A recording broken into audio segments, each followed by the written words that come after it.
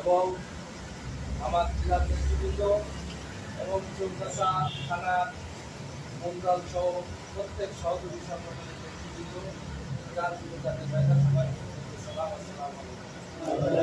সর্বপ্রথম আমার ইবলাজান এবং হিজবুল্লাহ ইমামের কাছে জেলা সভাপতির মাধ্যমে জানাতে চাই যেন আমরা যারা এই মিটিং হাজির হয়েছে সবাইকে যেন আমাদের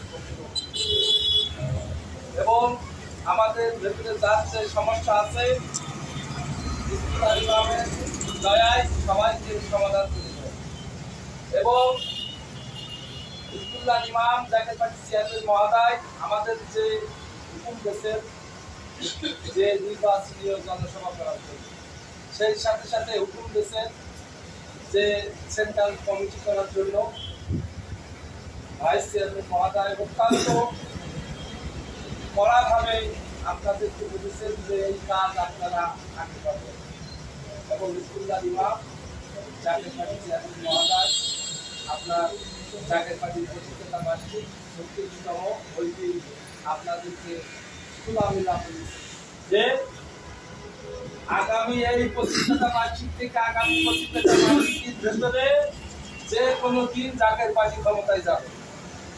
সত্যি কথা না মিছে কথা? কার কার বিশ্বাস হয়েছে? বিশ্বাস হয়েছে? যদি বিশ্বাস হয়ে থাকে তাহলে আপনার আমার জন্য কর্ম দিয়ে দিয়েছে। সাথে সাথে উনি বলেছেন যে বিজয় ছিনিয়ে না আনা পর্যন্ত আমরা কেউ ঘরে উঠবো না, তাহলে আমার কর্ম করতেই হবে।